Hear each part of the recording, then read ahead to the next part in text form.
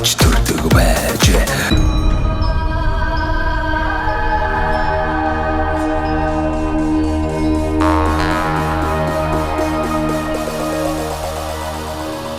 За монголчуудаа Монгол эх орныг танилцуулах зорилготой Монголын хамгийн хүзэгчтэй сумдаа сайхан амьдрын нэвтрүүлгээ Дундгов аймгийн Дэрэн сумаас бэлтгэж байна. Дэрэн сумынхаа ерхий боловсролын сургуулийн үйл ажиллагаатай танилцахаар ирсэн байна. Тус сургуулийн сургалтын менежер Инх Твета уулзж байна. За сургууль маань хэдэн онд байгуулагдсан, одоо бас орчин нөхцөл бас ямар байгаа талаар хичнээн багш сурагчид маань бас энд сургуульд хүмүүжлийнхаа үйл ажиллагааг явуулж байгаа талаар танилцуулна уу. За сайн байцгаана уу. Дундгов аймгийн Дэрэн сумын ерхий боловсролын сургуулийн сургалтын менежер Инхтэй байна. За манай сургууль 1939 онд байгуулагдсан 80 гаруй жилийн түүхтэй. За энэ хичээлийн жилд бол манай сургууль 250 гаруй сурагч хичээлж байна. За 15 багш сургалт хүмүүжлийн ажлаа явуулж байгаа. 30 нийт манай сургууль 37 албан хаагчтай үйл ажиллагаа явуулж байна. За танай сургуульд ороод ирлээ бас их энэ сургалтын орчин за багш ажилчдын маань одоо ажиллах орчин бол их одоо тухтай сайхан санагдаж байна. Тэгээ энэ сургууль маань хэдэн онд бас ашиглалтанд оров тийм ээ? За манай энэ шинэ сургууль 2019 онд ашиглалтанд орсон. За тэгээд ашиглалтанд орсноос хойш манай хамт олон бол энэ сургуулаа яг нөгөө зүгээр одоо ямар ч тавилга байхгүй тийм орчин хүлээж аваад тэгээд манай сургуулийн захирал мөнх тогтох захирал маань бас нөгөө их хөөцөлтөлгөө сайтай тэгээд их олон хөрөнгө оруулалтыг олж ирсэн. Дээрээс нь манай хамт олон их хичээл зүтгэл гаргаж ажиллаад одоогийн энэ сурах таатай орчин бүрдүүлж ажиллаж байна. Танаа сумын ерхий боловсрол олж авах насны хичнээн хүүхэд байдгийг. Одоо 250 гаруй хүүхэд одоо сургуультай сурч байгаа гэсэн тийм. Манайх бол хамран сургах тойрог маань одоо ер нь бол 70 гаруй хүүхэд хамран сургах тойрогоороо суралцж байгаа гэсэн. За 70 гаруй хувь нь 70 гаруй хувь нь шүү. Хувь нь хүүхэд гэлцээ би сая. Тэгэхээр яа гэсэн үг вэ? Манай энийг хасна үстэй. Хасахгүй шүү дээ. Энэ чигээрээ шууд явна шүү дээ. Юу гэж байгаа юм бэ? 70 гаруй хүүхэд гэлчихэд 70 манай хүүхдийн нөгөө хамран сургах тойргийн 70 гаруй хувь нь энэ төрлөх сургуультай сурч байгаа.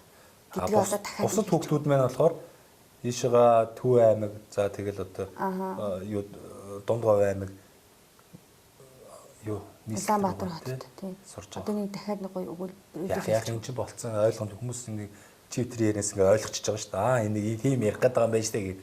Тэгэхээр энийг заавал засах гэдэг. Энгийн юм чи хамгийн гоё гэдэг байхгүй юу? Нэг одоо юу гэдэг юм би ч гэсэн одоо дектор ингээд нөгөө мэдээний дектор шиг би ярьж чадахгүй шүү дээ. Тэгэхээр би бас яг өөрийнхөө энгийн ярина. Таачсан одоо ямар нөгөө Монгол эзэн чимгээ их чиг одоо тэгж гоё дектор шиг ярьж чадахгүйгаас хойш зүгээр байгаагаараа л хоёулаа гоё ярьж зургаа шүү дээ. Буруу ярьчлаа гэж яхан. Сандраад. Тэг яг үзэж байгаа хүмүүс ойлгочих жоох уу. Та бүхэн ингэ харилцаанаас ойлгочих байгаа шүү дээ. Манай нэвтрүүлэг чинь гоё энгийн. Нэг тийм албаны одоо нэг ийм зүйл байхгүй. Хүний амьдрал бол энгийн байхсан мал сайхан тий. Хүн болгон одоо юу гэдгийг мундаг ярьдаг гэж хүн болгон мэдлэгтэй байна гэж юу аах те энэ ч мэдгүй ч юм байгаа мэддэг ч юм байгаа тэр дундаас л одоо гоё яриа хөөрэ гарч ирнэ шүү дээ тийм ээ. За та энэ Дэрэн сумын угуул уу? За би Дэрэн сумын угуул манай аав ээж хоёр маань хоёулаа Дэрэн сумаас гаралтай.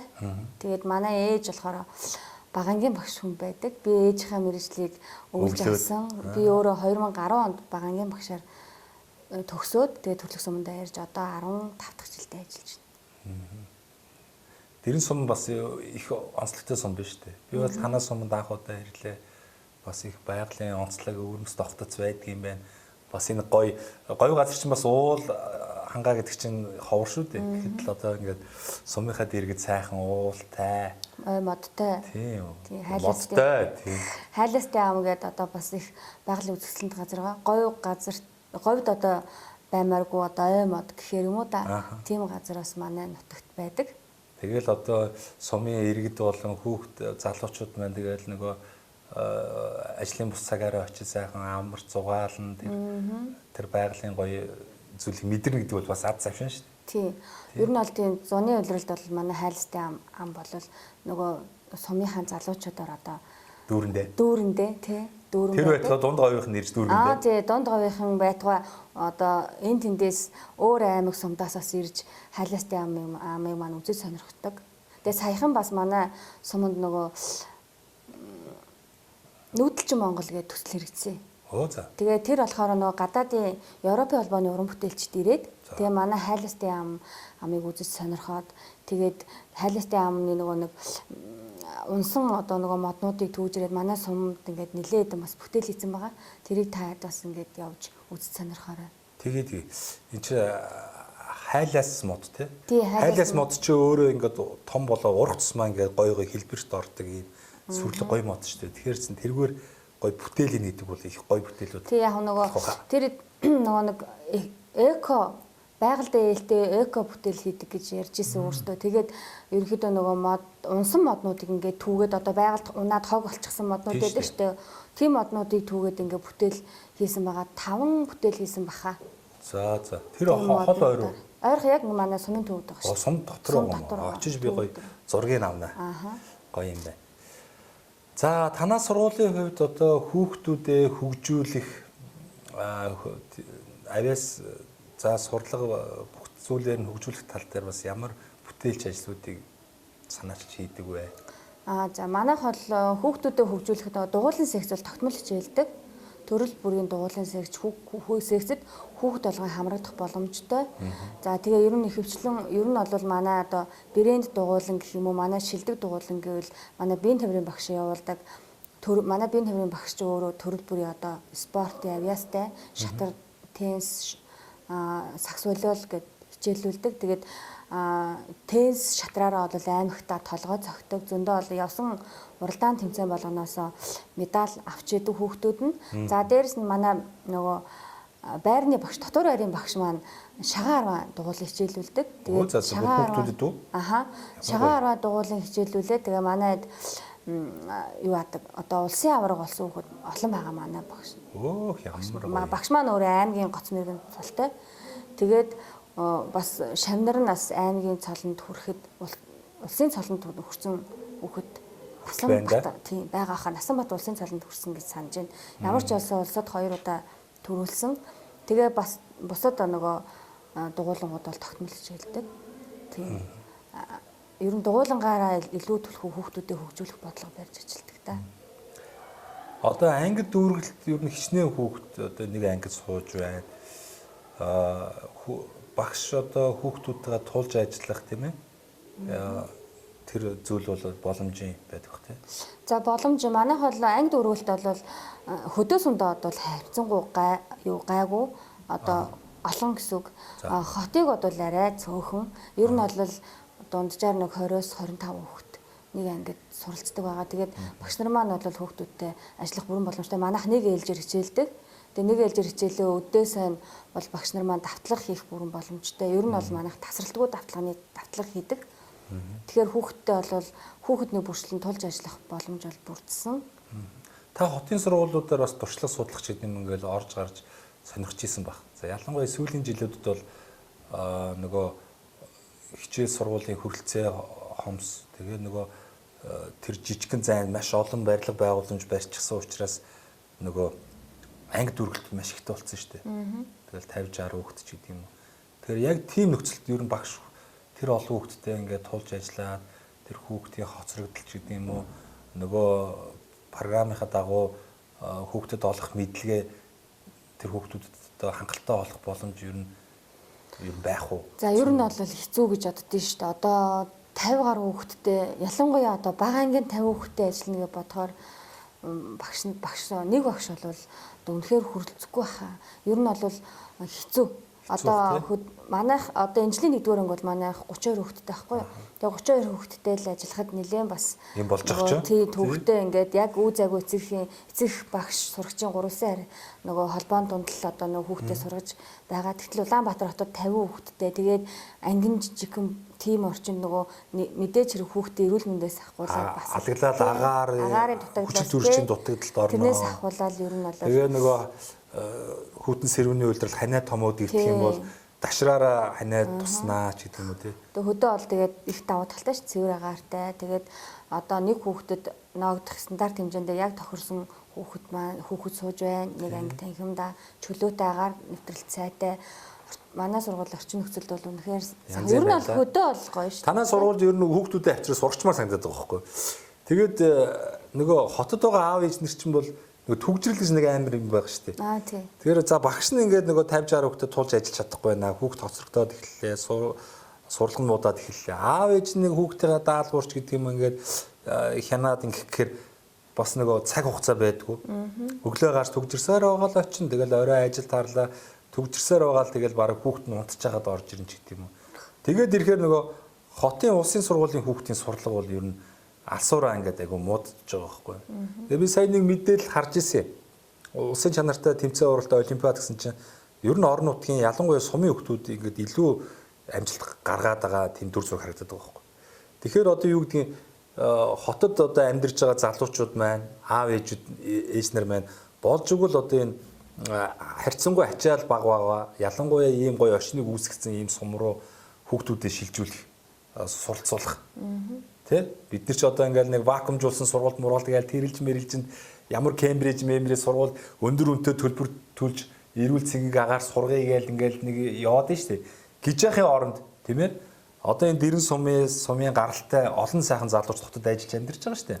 Өвөг дээдс аав ээж өөрийн төрж өссөн сумдаа хүүхдээ сургачдад яага болохгүй гэж тийм. Энд ч одоо ах トゥ өндөр байж л байгаа. Айгүй бол эмээ өвөнд байж байгаа штэ. Байж байгаа тийм. Тэгэхээр чин за бүр болохоо байлаа гэхэд сайхан дотор өөр байгаа шүү дээ. Дотор өөр гэсэн одоо хүүхд бол цөөхөн л байгаа. Тэгэхээр энэ нөө төрлөх сумандаа сайхан хүүхдээр сурах юм бол бараг нөгөө хуучин сэтгүүгээр л хотод төв суурин газар хүүхдээ сургахчаар л их мундаг боловсралтай болно гэж ойлгодог байсан бол энэ мэн өөр болчлоо. Тэгэхээр болж игэл одоо суманд ингээ хүүхдээ сурах юм бол адаглал ханаа томод усахгүй эрүүл цэнгийг агаарт тэгээд энэ ийм гоё орчинд ингээд сурна гэдэг бол тухайн хүүхдэд оруулж байгаа бас хөрөнгө оруулалт юм болов уу гэж би бодоод байгаа шүү дээ. Тийм. Манаас одоо ер нь бол дотоороор манай сургуулийн нөгөө дотоороор айгүй олон хүүхдтэй цөөхөн биш шүү.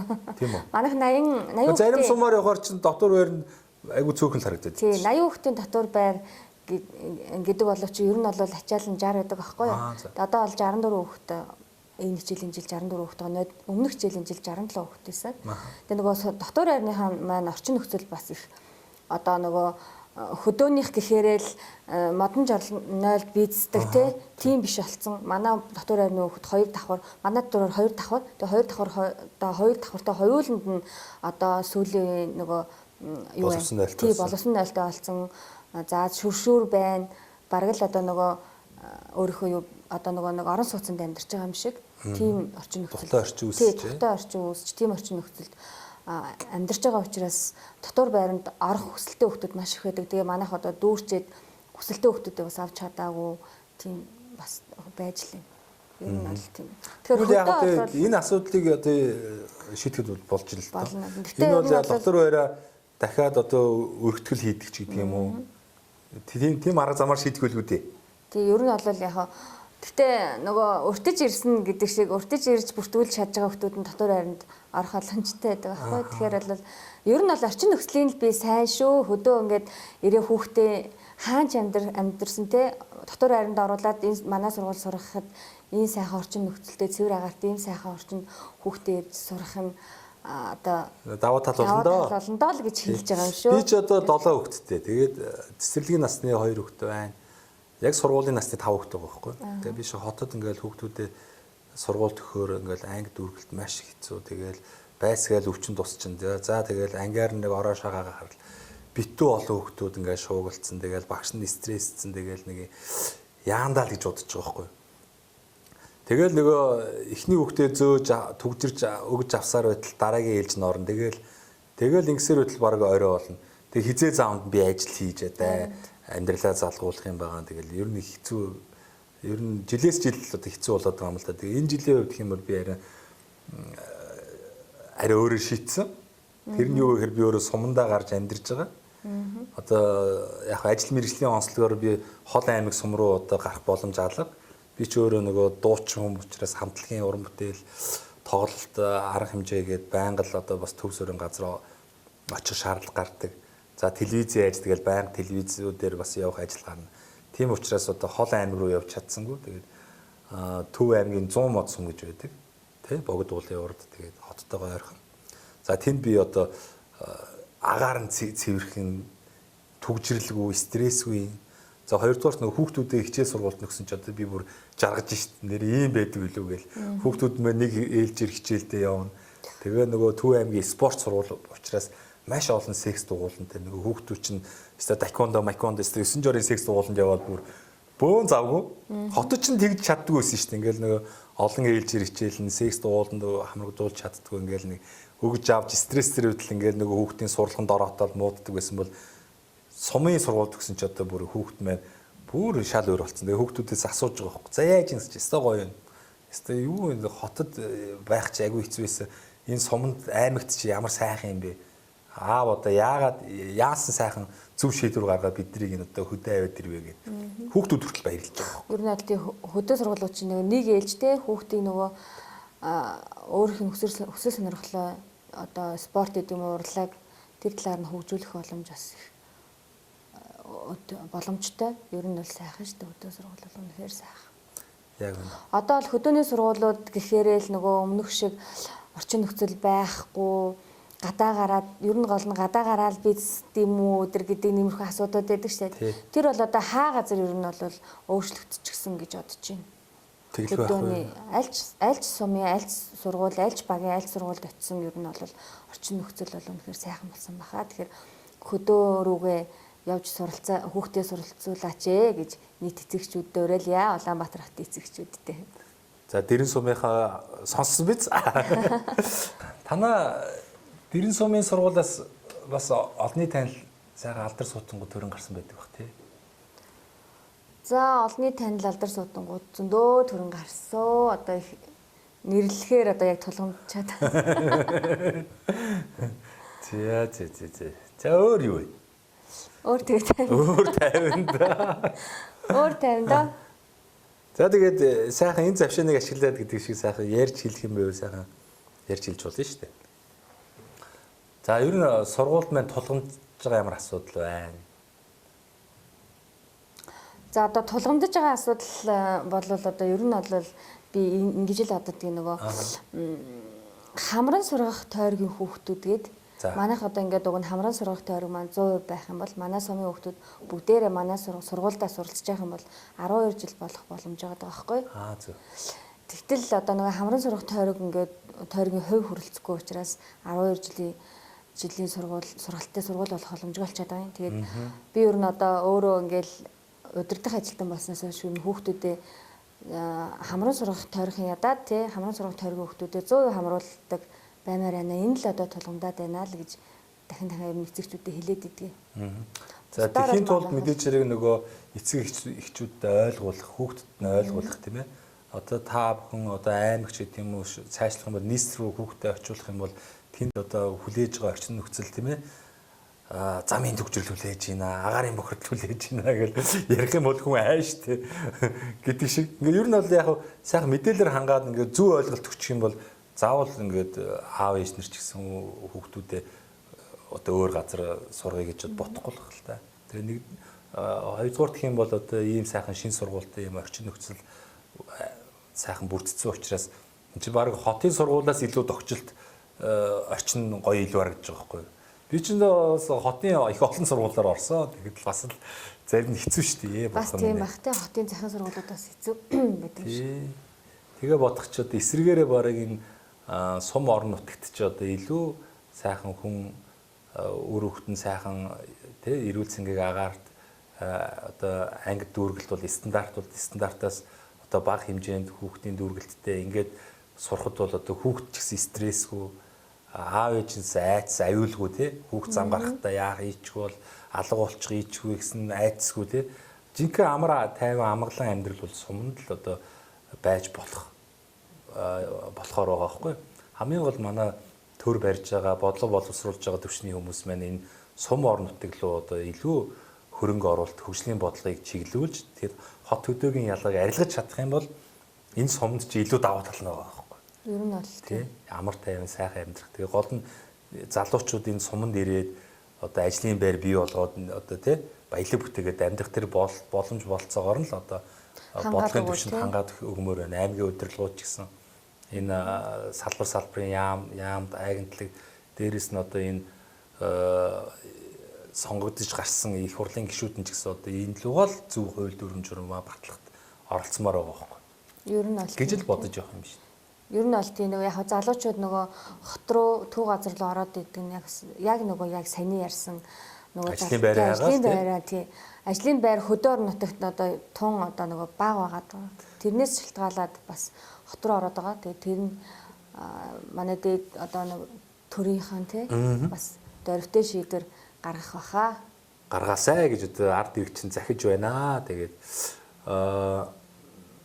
хөдөө орнот бол би ингээд Монголын 280 сумаар ингээд 12 жилийн хугацаанд тойрлоо л да. Тухайн орон нутгийн сум болгон өөр ингэсэн онцлогтой маш их нөөц болцоо байгаа байхгүй юу. Газар байна. Тэнд газрын эзэн болоод хотод бол газар байхгүй шүү дээ. Мөн 6 давхурт одоо ямар ч өөрийн газар байхгүй хийсвэр агаарын орон зайд дээр доороос хавчигдмал ийм орон сууцанд ингээ амьдэрдэг. Гараад явхаар зогсоол байдгүй. Ингээд л ийм ингэж амьдарч байхаар энэ сумд чинь бол та ирээд боломжтой хэлбэрээр тийм ээ сайхан амны газраа өмчилж аваад хаусаа барьж болж гин. За жоох ахиуган шиг том газар одоо эзэмсэж аваад тэнцэнэ сайхан ферми аж ахуй хийж болж гин. За ингээд хүлэмжийн аж ахуй хийж болж гин. Бүдүүн ногоо тарьж болж гин тийм ээ. Зөндөө олон боломжууд байгаа байхгүй. Адаглаар жалган твтж байгаа тэр энэ малчтын хаяад байгаа үнгүтсэн арь ширийг сайхан нухаж илдээд боловсруулад одоо янз бүрийн юм хөгжцөнд янз бүрийн жижиг шажиг цехийн хэмжээний тоног хөрөмжүүд байгаа шүү дээ. Тэрийг авч ашиглаад ингээд баялаг бүтээгээд амьдрах юм бол юу хотод байгаагаас илүү энэ сум орнууд чинь нөөц болцсон дүүрэн байгаа байхгүй. Тэгэл ийшээ л одоо ард иргэдэн өөрсдөө анхаарлаа хандуулмаар байна. Хотоос бүгдээрээ гар сумдаа сайхан амьдрмаар байна. Дээрээс нь бодлого боловсруулж байгаа төвчний хүмүүс нэг дөрвтойхон шиг зүгээр нэг урай лоозонгийн маягтай дүрм журм гарах биш бүр хэрэгжиж болохоор хөрсөн дээрээ хэрэгжиж болохоор тийм хууль дүрм журмуудыг бодлогоор гаргаад тэрнийх нь одоо болдог бол үүсвэр санхүүжилтийн бас тий хөнгөлтөө зээл тусламж гаргадаг ч гэдэг юм уу. Иймэрхүү маягаар шийдээд уг нь явчмаар санагдаад байгаа байхгүй. Тэгээд иймэрхүү маягаар шийдчихвэл сумдаа сайхан амьдрах боломж хүн болгонд байгаа шүү.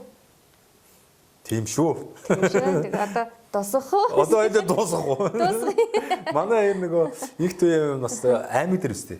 Тийм. Аймаг дээр одоо бүх боловсролын байгууллагын тэмцээн уралдаантай байгаа. Тэгээ бас нөгөө тэмцээнд явах гээд ингээд хамт олон ингээ гадаа үүдэн дээр яарад ах шиг байна. За энэ нэвтрүүлгийг үзчихвэл хожимдсанс нь уучлаарай. Тэгээ одоо бас ингээд ажилд автж байгаа явдалд одоо яалтай байлээ. Тэгээ би ямар дандаа ирээд авах шүү дээ. Нэг удаа ирснийх бас нэг боломж гаргаасаа сургуулаа танилцуулсан явдалд одоо их төвөдөө баярлаа. За манай нэвтрүүлгийн хамтрагч энэ мөнх Amber Construction гэдэг залуучууд байгаа. Монголдо хямд чанартай одоо барилгын материал үйлдвэрлэхийг зорж байгаа залуучууд. Тэгээ манай нэвтрүүлгийг үзэх дуртай, дэмжих дуртай. Тэгээ танаа нэвтрүүлгээр сумдаа ингээ сайхан амьдрахыг зорж байгаа олон нийгмийн салбарын төлөөлөлтөд уулздаг учраас тэр хүмүүст сайхан бэлэг барьяач, боломж олгооч гэдэг 10% хөнгөлтийн эрхийг одоо тань бэлэглэе. Мөнх Amber Construction. За баярлалаа. За тэгээ та одоо хашаа саваа томруулах, хаусаа, байшин саваа өргөдөхий гэж ивэл бас хандаарай. Тэгээ хямд чанартай одоо энэ барилгын материалыг 10 хөнгөлтөөр үнээр аваарай. Тэгээ энэ компани маань нөгөө Lego блок гэх том блок гэдэг чинь тэрийг хийж байна. Вакуум цонх, за тэгээд сэндвичэн, дулаалга, сэндвичэн хан, дээврийн одоо гих мэтлэн те. Тэгээд нөгөө барилгын дотор гадар одоо бүх төрлийн будаг, имүүс гэл бүгдийг хийж байгаа. Тэгээд ер нь байшин барилга байгууламж барихын шаардлагатай бүх материалуудыг хийх юм зорилготой залуучууд. Тэгээд тань тэр баярлалаа. Тэгээд ажлын амжилт хүсье та бүхэнд. Дуусгачих гал үзээд байгаа. За дээрээс нь танд гоё боломж бол энэ завшааныг ашиглаад таныг үзэж суугаа. Одоо танаа одоо оюутан ах уу цагийн анд найз нөхдөд Монгол орны өнцөг булмурд ажиллаж амьдарч байгаа. Тэгээд дэрэн сумынхаа уугуул сургууль зон голондоо энэ нэвтрүүл гарах өдрийн чин сэтгэлийн мэдлэгийг төвшүүлээ. Тэгээ ойлоо дуусгах. За тэгээ. За ингээд төрлөх сумынхаа ард иргэдэд залуучуудаа одоо энэ өдрийн мэндийг хүргье. Тэгээд 2010 онд Монгол Улсын боловсролын их сургуулийн багшийн сургуулийг хамт төгссөн 4-р 1-р ангийн нийт одоо найзуудаа тэгээд одоо энэ өдрийн мэндийг хүргэе. За тэгээд та бүхэндээ ажлын амжилт хүсье. За. Нийслэгээ чинь сайхан айдууны хамтар өрдөө шүү. Дуулж чадахгүй. Тийм үү. За. Сулгаа болоо. За боллоо. Би бүр сандраад юу ч ярьж байна. Юу бүр нэг тэмцээн оролдоонд яарад ба.